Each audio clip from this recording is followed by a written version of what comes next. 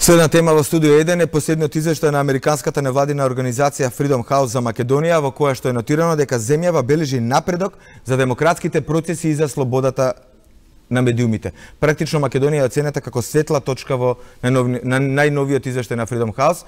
За ова мој гости денеска се господја Билјана Петковска, од извршен директор на Македонскиот институт за медиуми, и Настер Селмани, претседател на Сдруженијето на новинари. Добре дојдете во студио 1. Добро ви најдов. Како што на почетокот реков, првата критика е првата практично позитивна забелешка е дека се бележи напредок во демократските процеси, но и во слободата на медиумите. Вие сте веројатно најкомпетентни да го прокоментирате тој дел. Билјана, повели. Благодарам.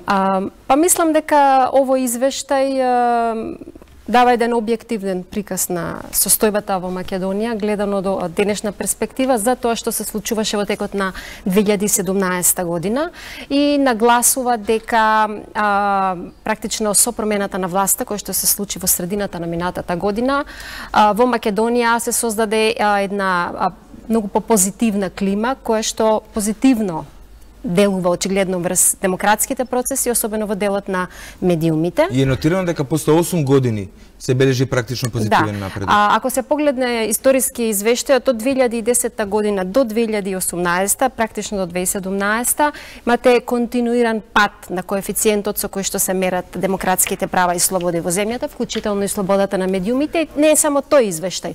Ги погледнете извештаите кои што конкретно се однесуваат само на слободата на медиумите, да речеме. Репортери без граници во последниот извештај Македонија ја карактеризираше како лошото момче на Балканот. Така да сега имаме еден ветар во грб, да речам.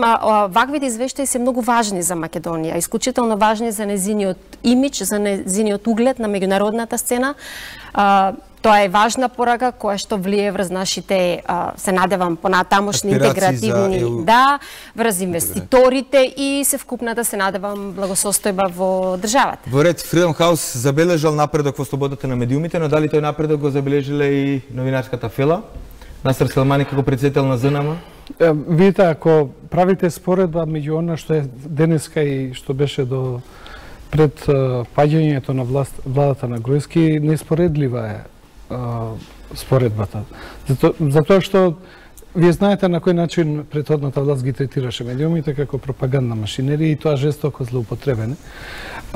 Сега не велам дека сите проблеми се решени, меѓутоа односот на власта кон медиумите е поинаков. Ако ништо друго, ако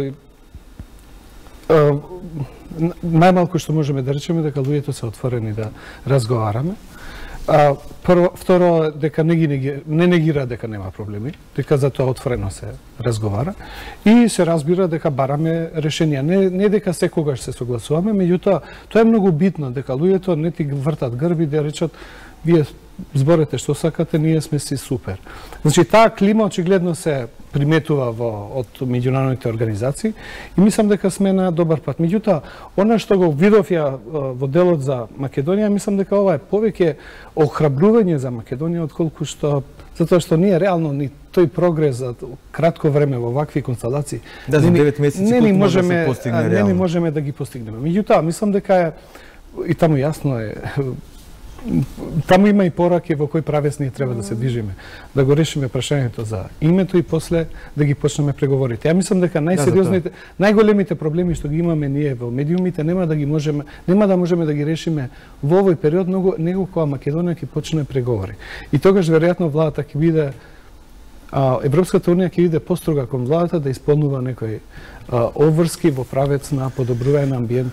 Во извештајот се вели, иако и понатаму Македонија е сместена во групата на земји во транзит или држави со хибриден режим, Македонија за прв пат од 2010 година ја запира на долната траекторија и бележи подигање на коефициентите, особено во однос на независноста на медиумите и демократското владење. Независни и слободни медиуми значи и демократско општество. Практично медиумите се столбот на демократијата. Па да. Се разбира, овие две работи се поврзани. Значи, добро е што се нотира генерално прогрес во демократските процеси во земјата. Медиумите се составен дел од тој процес, но ние мора да си признаеме дека имаме уште многу работа на тоа поле. Мора да признаеме дека невозможен е прогрес во медиумската сфера, доколку и другите сегменти во општеството исто така не започнат процес на реформи и сериозно да покажат одредени поместувања во позитивна насока. Ако го погледнете внимателно извештајот, тој не укажува на подобрување во делот на борбата со корупција, да речеме, или во делот на владењето на правото, во изборниот процес. Се уште имаме на некој начин стагнација во тој дел, не постојат поместувања и тоа се многу важни аспекти на нашето севкупно живење и во иднина мора да се посвети внимание владата и сите чинители да посветат исклучително важно внимание и на овие сегменти практично кои што се важни за како услов за ЕУ интегрирање.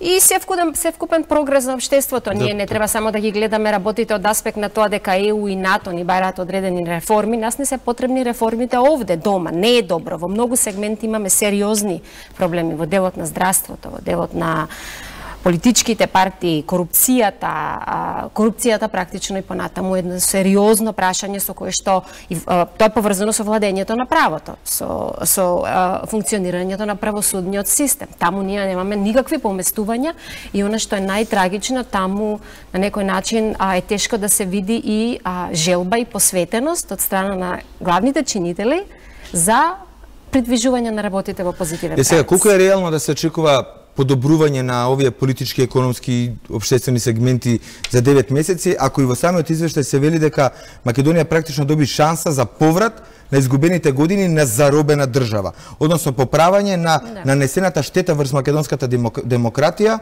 од изгубената шанса за пристапување кон Европската унија. Тој делот што јас го прочитав како охрабрување. Навистина, јас се согласувам со оценката дека Македонија навистина е светла точка во регионот. Ако споредите Србија, Босна, Албанија, дури Албанија има регрес, верувајте.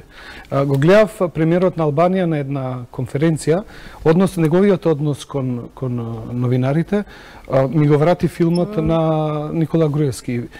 И очигледно човекот е влезен во некој филм кој што нема славно да заврши.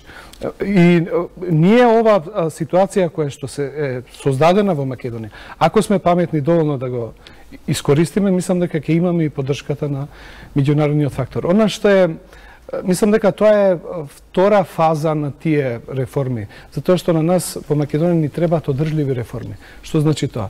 Реформи после кои било која власт нема да може да чепне по или да засегне по слободата на медиумите и да интервенира во медиумскиот пазар. До таму уште сме далеку, но јас сум охрабрен дека ако навистина ние успееме да го симнеме од дневен ред прашањето за името кое што навистина ни одзима многу енергија и почнеме преговори со Европската унија, мислам дека ќе се создаде еден поволен момент да влеземе во суштински реформи во медиумскиот систем. И самите оценивте дека затоа што се извинувам, во Македонија ние имаме проблеми со менталитетот. Од една страна ние имаме проблем политиката да признае или да прифати улогата на медиумите во демократско општество, а од друга страна имаме медиумските работници кои што мора да бидат поодговорни за искажаниот јавен збор. И тука во средина е таа слобода на говор за која се залагаме. И самите оценивте дека ова повеќе го гледате како охрабрување покрај проблемите во сите останати сектори, особено на корупција која што се забележа, но значи, го повторувам прашањето, колку реално, дали можеше изминативе 9 месеци реално да се постигне подобрување на сите оние сегменти кои што се нотираат уште проблеми? Тука се здравството, тука се образованието, тука е корупцијата. Реално можеше ли владата повеќе изминатите 9 месеци? Се разбира, секојаш може повеќе, меѓутоа објективно гледано на вистина, мислам дека сепак е ова еден објективен приказ на тоа што можеше да се направи во периодот од кога новата власт ја презема, нели, менаџирањето со државата и практично се работи за половина година. И затоа, веројатно сега овој период од 2018 е период во кој што може многу повеќе да се очекува, да се бара и да се прави притисок, се разбира, за убрзување на реформите и во смисол на динамика и во смисол на квалитет. Оно што јас мислам дека е важно исто така да се нагласи кога се анализира овој извештај е дека извештајот генерално нотира генерален пат на стандардите во поглед на демократските процеси во цела Европа. Да, вели дека Македонија практично Freedom House ја гледа како светла точка, меѓутоа и во Македонија ги гледа најголемите шанси за демократски напредок во цела Европа. Да вистина е така.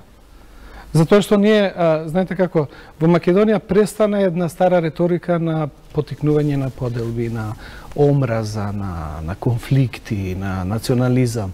И навистина новата влада ние можеме да бидеме незадоволни дека од очекувањата што ги имавме, меѓутоа навистина за 180 степени ја смени реториката и тоа е многу битно. Ги смири односите со соседите. Од Македонија веќе не се праќаат пораки на непријателство, него Македонија веќе се гледа како партнер со кој може да се разговара и да се соработува. И мислам дека тука ние треба да гледаме шансата. Знаете како е? Дали слушам таква критика во јавноста дека ова влада вели дека е фокусирана само на прашањето на името. Ако една влада нема приоритети, тогаш таа влада има проблем.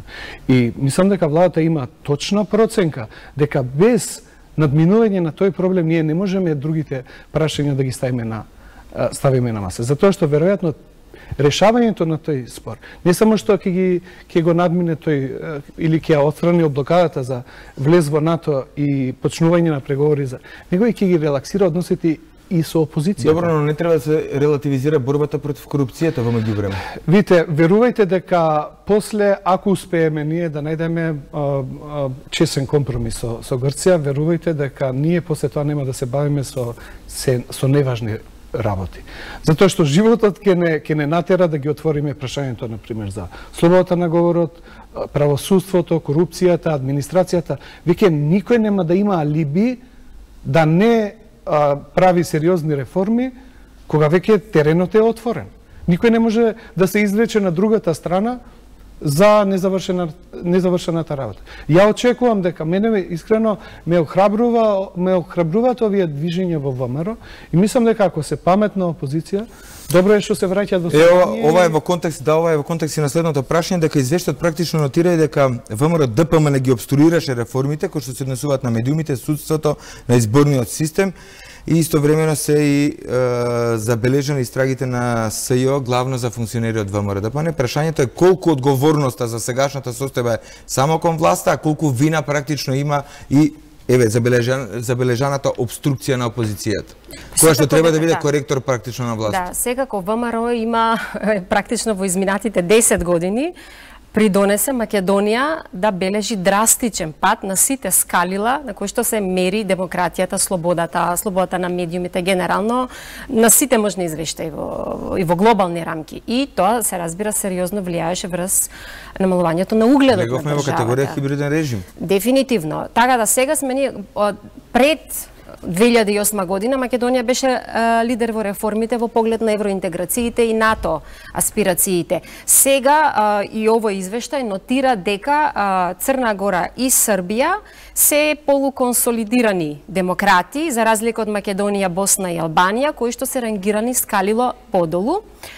Иако ја мислам дека таквото рангирање не е навистина објективен приказ на реалноста, но ако земете предвид дека Европската Унија и започна преговори со овие две држави, отворија важни поглавја во преговорите, сепак ние сега сме во позиција во која што навистина ни е дадена шанса да покажеме дека навистина имаме капацитет, имаме знаење, определени сме кон остварување на тие реформи, на тие барања кои што ни се наметнати, за да покажеме дека заслужуваме евроинтеграција, заслужуваме подобро секојдневие. Настер, како го коментирате делот од извештајот во кој што се вели дека новата влада е сериозно посветена да ја разбие заробената држава која што ја воспостави ВМРО ДПМН, а од своја страна ВМРО ДПМН ја бие последната битка да ги спаси првите луѓе на партијата од затвор и на тој начин што ја обструира работата во парламентот. И се обидува тоа да најде изговори за македонското национално чувство. Тоа е точно. Затоа што досега ВМРО за жал не успеа да се извлече од влијанието на старата политика и навистина направи се да ги кочи реформите во надежда дека со тоа ќе ги спаси луѓето за кои се покренати постапки. Мислам дека ако ВМРО ќе направи голема услуга на самата ВМРО, луѓето кои што се сега на чело на ВМРО, но и на Македонија како држава, ако прават дисконтинуитет со старата политика и конструктивно да се вклучат во рушење на груевизмот, затоа што ја кога збориме за заробена држава, таа заробена држава има некој име. И таа политика се нарекува груевизам. И тој груевизам ја не сум сигурен дека СДСМ сама може да го, или заедно со албанските партии да го руши. Мора да се случи некоја промена во нашиот менталитет, дека тоа што ни се случи во изминатите 10 години не смее да ни се повтори. И како да се смени таа матрица кај населението?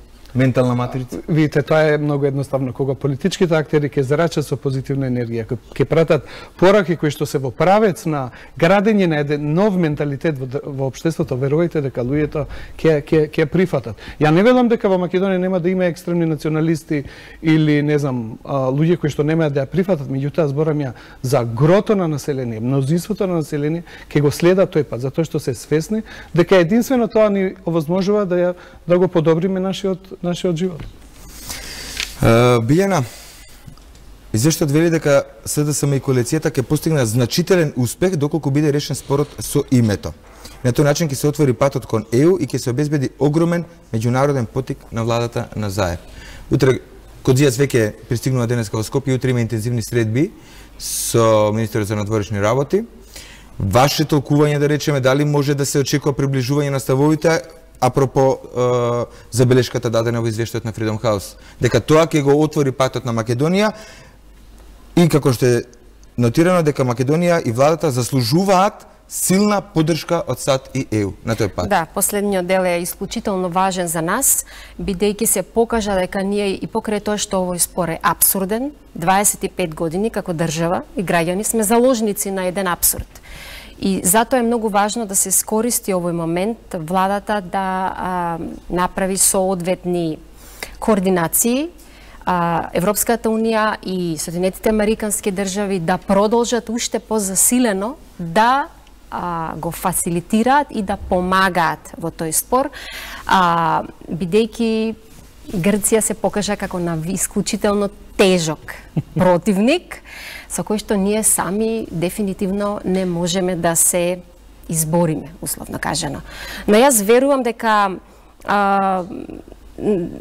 фактот што фокусот е ставен на надворешната политика и фактот што имаме навистина еден многу проактивен однос, особено страна на премиерот, на министерот за надворешни работи, Министерството за одбрана, дека се размислува во тој правец, се делува во тој правец и се надевам дека за некој догледен период ќе има одредено приближување во позитивен. Дали евентуално такво приближување ќе резултира со уште позитивен извештај? Многу се согласувам со Биле дека тоа е многу битно за нас, тоа е порака дека навистина ние ако сме сериозно влезени во овој процес дека ќе имаме поддршката, затоа што навистина ние сами не можеме со Грција да постигнеме договор без некој да посредува и да врши притисок на двете страни, да ги намалат очекувањата и да се фокусираат на сега кога веќе ја наметнавте потребата од меѓународен притисок, ако во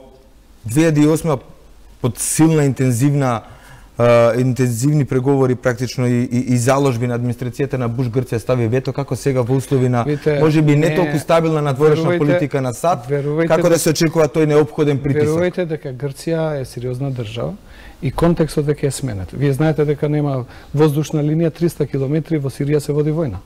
Тие постојано имаат ситуација на војна на границата со Турција. Грција, ако навистина и овој пат го обструират договорот, верувајте дека јас сум убеден дека ќе плати цена. Каква цена ќе видиме? Но Грција знае дека ако поради неа пропаднат овие разговори, Македонија ќе Европската унија и американските држави, Соединетите американски држави ќе најдат начин да ни наградат. Како ќе видиме? Која е цената што ќе плати Македонија? Видите, цената е дека ние мора да постигнеме да Ја разбирам дека нема граѓанин во Македонија кој што волно би прифатил да се промени името Република Македонија. Меѓутоа, ние мора да направиме компромис за да изнајаме некое решение кое што на името кое што ќе се разликува од регионот Македонија во Северна Грција. Таа дистинкција ние мора да ја направиме. Колку и да не ни се допаѓа, ако сакаме да одиме напред, да не ни се случува да не поради тој спор да не изолираат. И верувајте, јас од тоа многу се плашам. Ако успее Грција поради наша вина да продолжи овој спор да остане, ние навистина ќе се изложиме на многу ризици во регионот. Затоа што, видите, мене воопшто не ми се допаѓа ова што се случува, например, во Косово и Босна. Не дај Боже, ако еден ден странците велат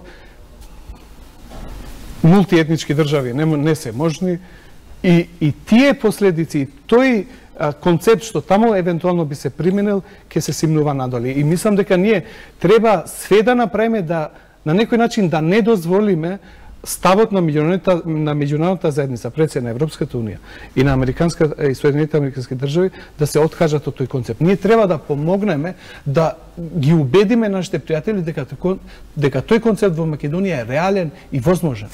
Така, во извештајот се практично цело време се забележува дека предстои уште многу работа за да се поправат нанесените штети врз демократијата, а за тоа е неопходно и граѓанско мобилизирање како и меѓународна посветеност за да се направи тој сериозен напредок. Очекувате ли вие дополнителен напредок во периодот што следи?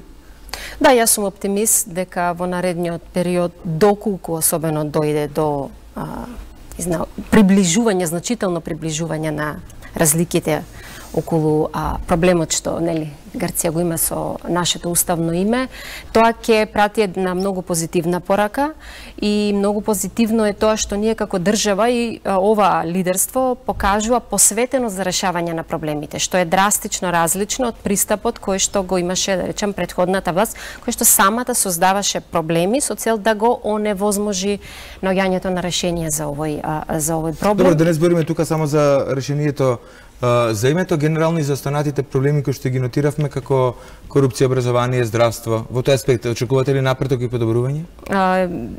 Се надевам дека мора да има напредок. Мислам дека мора да има напредок и многу е важно премиерот и владата да бидат на ниво на задачата која што се очекува од нив, сепак имат и тесно мнозинство во парламентот, значи немаат некоја комотна позиција со која што можат многу да се опуштат. Да речем, мора да покажат промени, мора брзо да делуваат, мора да ги казнуваат, условно кажано, оние што грешат, мора да се покажат промени, мора да се покаже прогрес, бидејќи граѓаните за тоа ги гласа и очекуваат резултати.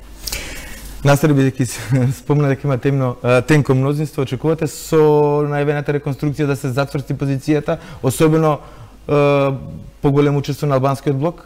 Па мислам дека е добро опозицијските партии на албанците, ако се паметни, ако навистина се на она што го зборат и го мислат, мислам дека сега е моментот кога треба да влезат во владата и да ги поддржат процесите. Без разлика дали ќе земат министерски места или директорски места, ако се на ниво на задачата, на одговорноста, сега е моментот да влезат натре и да го, на некој начин да го помогнат премиерот да го постигнат тој компромис и да почнеме да се бавиме со животните проблеми. Уште утре веројатно треба да биде ставен на гласање и на собраниска расправа пакетот реформски закони за судство, она што е еден од приоритетите за... Ја мислам дека тие прашања, јас сум убеден дека тие сериозни реформи, судството е една таква сериозна реформа, прво ние немаме ни концепт, реално. Сакав да потенцирам дека веќе од утре ќе има можност да се покаже дали навистина постои расположение за поддршка на тие демократски процеси или се ова декларативна заложба? Ја останувам пак на тоа. Без решавање на спорот со името, без започнување на преговори со Европската унија, ние во тие длабоки реформи не можеме да влеземе. Но треба да ги работите внатре во... Ние сами, ја мислам дека реформата во судството и администрацијата, корупцијата, справување со корупцијата не можеме сами. Дефинитивно ни треба поддршката од надвор. За сега ви благодарам што бевте гости во Студио 1. Благодарам. Ве чекам во некоја следна прилика повторно да говориме за слободата на медиумите, слободата на изразувањето, како и демократските процеси во земјава. Благодарам поканата. Продолжуваме со останатите предвидени содржини за денеска по кратката пауза.